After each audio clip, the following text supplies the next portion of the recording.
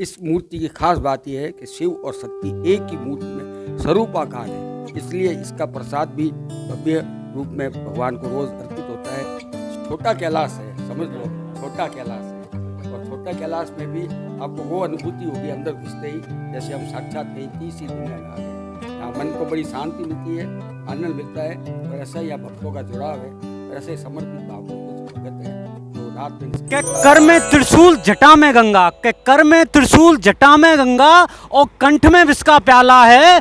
तुम जो चाहे मांग लेना, मेरा शिव बड़ा भोले वाला है। हेलो साथियों, नमस्कार, मैं प्रविंद्र एक बार फिर मैं आपके बीच। और साथियों, आज मैं आया हूँ, ये बीकानेर का बहुत ही प्रसिद्ध मंदिर है चेतन धाम। और यहाँ की जो खूबसूरती है वो साथियों देखते ही मिलती है। आपको मैं अंदर की तरफ ले जाऊंगा और यहाँ पर मैं आपको दिखाऊंगा किस तरीका से ये मंदिर का स्ट्रक्चर हुआ है। और यहाँ की जो खूबसूरती है साथियों, ये बिल्कुल रोड के ही सहारे है, यानी कि सिविल लाइन है, यहाँ पर आर्मी का एरिया है बहुत बड़ा, और साथ में ये मंदिर बना हुआ है। तो यहाँ पर काफ़ी श्रद्धालु आते हैं। मान्यता यह है यहाँ की जो मूर्ति है ना, बड़ी दुर्लभ है और बड़ी चमत्कारी है, यानी कि जैसी मूर्ति यहाँ की जो मैं दिखाने वाला हूँ वो वाकई ही बड़ी, आपको यहाँ पर जरूर आना चाहिए। तो हम अंदर की तरफ चलते हैं, अंदर की तरफ आपको नज़ारा दिखाते हैं। यहाँ पर इतनी बीकानेर में इतनी हरियाली शायद किसी मंदिर में मिले, बाकी गजब की यहाँ पर एक जो प्राकृतिक रूप से यहाँ की धरोहर है वो बाकी ज़बरदस्त दिखाई दी। आपको जब इस फर्स्ट स्टेप में आओगे तो ये गोगा जी का मंदिर मिलेगा। तो हम सबसे पहले यहाँ पर प्रणाम करेंगे गोगा जी महाराज, जो कि एक कहावत है राजस्थान में कि गांव गांव खिचड़ी और गांव गांव गोजा जी। तो ये जहाँ पर ये गोगा जी की मूर्ति आप देख सकते हैं, और बड़ी हरियाली के साथ में, और यहाँ पर बहुत ही अति सुंदर दृश्य मिलेगा यहाँ पर हरियाली का। तो ये देखिए, आपको वो शिव जी के यहाँ पर अलग अलग अवतारों में यहाँ पर रूप दिया गया है, आप देख सकते हैं यहाँ पर। और ये यहाँ पर जो चित्रकारी चारों तरफ बांट दिए गए हैं। और यहाँ पर ही एक आपको साइड से एक और मंदिर मिलेगा, जो आप देखिए जय चेतन गणेश जी का मंदिर है, जो बाकी काफ़ी प्रसिद्ध मंदिर है। हम यहाँ पर प्रणाम करेंगे। साथियों, ये आपको जैसे कि दो गोगा जी का फिर गणेश जी का, अब आप देखिए कितना ज़बरदस्त यहाँ पर परिसर बना हुआ है, पूरा एकदम रास्ता दिया गया है, साफ़ सफाई यहाँ पर डेली होती है। तो बहुत ही अच्छा लगा मुझे, यहाँ पर मैंने विश्राम किया। और ये यहाँ पर भैरव जी की जो प्रतिमा लगाई गई है, तो यहाँ पर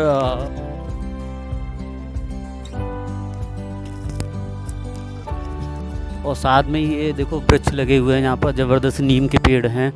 और भी यहाँ की बहुत जो राजस्थान की जो मेन फेमस है।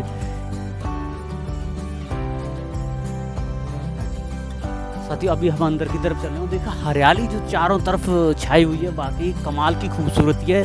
और प्राकृतिक यहाँ पर जो चीज़ें होनी चाहिए बड़ी संपन्नता के साथ में, यहाँ पर एकदम बसेरा है, पेड़ और फूल पत्तियों, और जहाँ पर बड़ा अच्छा उद्यान बना हुआ है।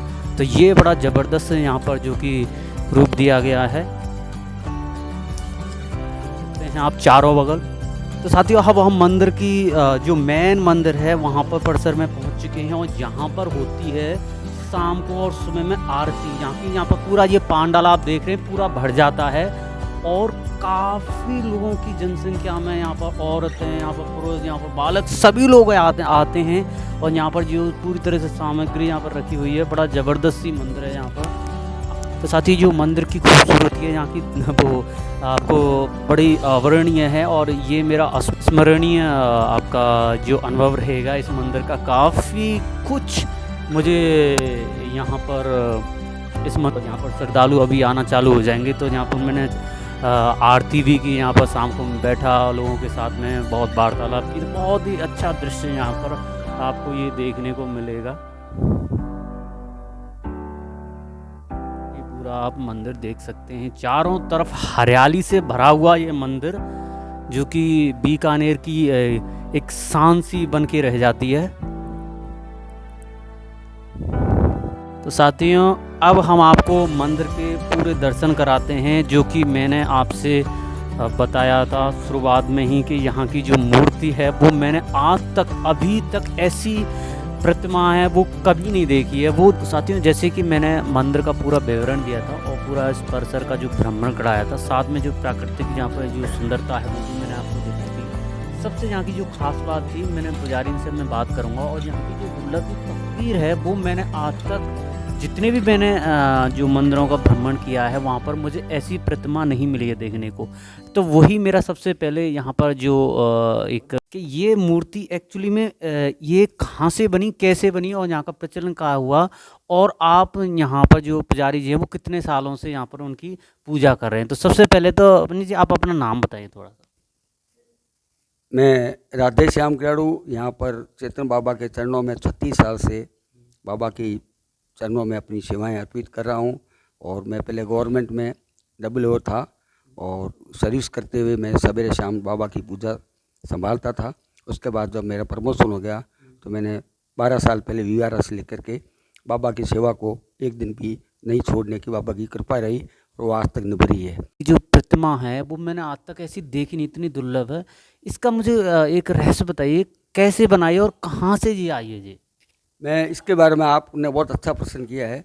ये हर जगह आपको शिवलिंग मिलेगी और शिवलिंग में भी जलेदी मिलेगी और आगे नंदेश्वर मिलेगा, लेकिन ये अलग हट करके जैसे कैलाश पर महादेव बाबा तपो भूमि मुद्रा में विराज रहे हैं, माँ पार्वती उनकी आराधना कर रही है, सूर्य चंद्रमा इस मूर्ति में आप देखोगे तो कैलाश पर्वत का वर्णन है, कल्प वृक्ष है, उसमें त्रिशूल, ध्वजा, डमरू और गुफा और चरण पादुका, चिमटा और भगवान स्वयं भजनालीन है। स्वरूप आपको बहुत कम मिलेगा और वो भी माँ पार्वती के साथ। माँ पार्वती उनका ध्यान किए हुए बैठी है सामने इस मूर्ति में और नीचे नंदेश्वर विराज रहे हैं।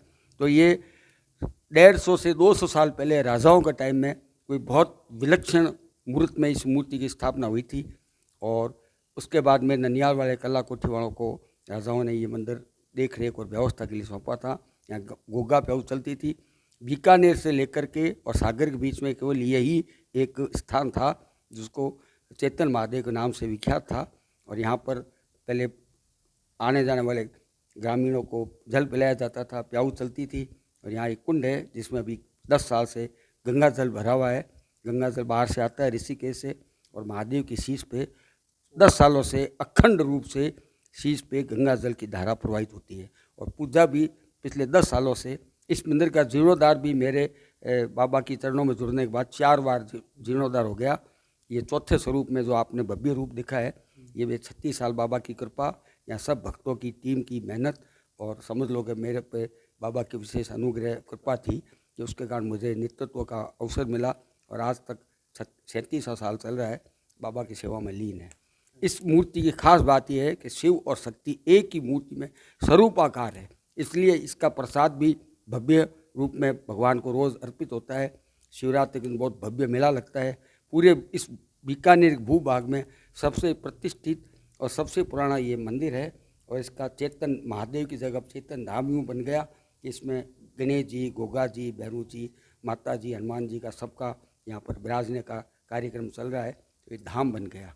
जैसे एक कैलाश है छोटा, बीकानेर की काशी है, छोटी काशी कहते हैं, तो ये इसमें बीकानेर में छोटा कैलाश है।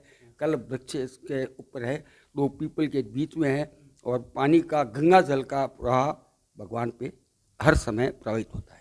साथियों दूसरी बार जो यहाँ पर मिली है, यानी कि 2 बार मुझे कल्पवृक्ष की आकृति मिली है और साथियों ये बाकी अद्भुत है। तो अब थोड़ी सी पूजा की जो विधि है वो सेम जहाँ पर होती है महादेव पार्वती जी, वो सेम ही विधि है या फिर कुछ चेंज हो कर देते हैं? इसमें हर सोमवार हम बाबा की चूँकि मूर्ति है और मार्बल की मूर्ति है तो उसको पंचामृत का स्नान होता है। हर व्यक्ति पूजा कर नहीं सकता, पूजा की इसी मर्यादा है, निज मंदिर बना हुआ है। मैं अथवा मेरे जो प्रिय शिष्य हैं जो पूरी मर्यादाओं में, जिनके शिखा है, चोटी है, लौंग है और तिलक है, पूजा करते हैं। बाकी जनता जो भी भगत आते हैं उनके लिए शिवलिंग अलग से एक नर्मदेश्वर है, उसकी पूजा करते हैं। ये पूजा केवल ये या तो मेरे अथवा उस मर्यादा में रहने वाले भक्तों के द्वारा की जाती है, जिसमें पंचामृत से, चंदन से श्रृंगार होता है, उसको बिल पत्र चढ़ाते हैं, भोग लगाते हैं, आरती होती है, भजन होते हैं, पाठ होते हैं नियमित रूप से। आज 36 साल से नियमित रूप से यहाँ पाठ भी होते हैं और 36 साल से यहाँ पर नियमित रूप से भजन भी बाबा के चरणों में इसकी भजनावली भी है और बहुत बड़े बड़े स्तोत्र और बड़े बड़े भजन इस बाबा की जो स्वरांजलि, चेतन स्वरांजलि है, उसका हर साल एडिशन निकलता है, तो उसमें सब छपे हुए हैं। तो भगत खूब आनंद लेते हैं। ये छोटा कैलाश है, समझ लो, छोटा कैलाश है और छोटा कैलाश में भी आपको वो अनुभूति होगी अंदर घुसते ही जैसे हम साक्षात कहीं तीसरी दुनिया में आ गए हैं। यहाँ मन को बड़ी शांति मिलती है आनंद मिलता है। और ऐसा ही यहाँ भक्तों का जुड़ाव है और ऐसे समर्पित भाव के कुछ भगत हैं जो रात दिन इसके विकास में और इसके उत्थान में जुड़े हुए हैं। बाबा से प्रार्थना है कि सब पर बाबा अपनी कृपा रखे। जैसे इनका नाम है चेतन महादेव, इसलिए रखा कि यहाँ पर अंदर आते ही आत्मा में चेतना आती है, एक भक्ति में जागृति आती है और बाबा के प्रति लगाव होता है। तो भगवान ऐसा सब पर कृपा रखे। चेतन महादेव के चरणों में नमन करते हुए आपका बहुत धन्यवाद। मुझे आशीर्वाद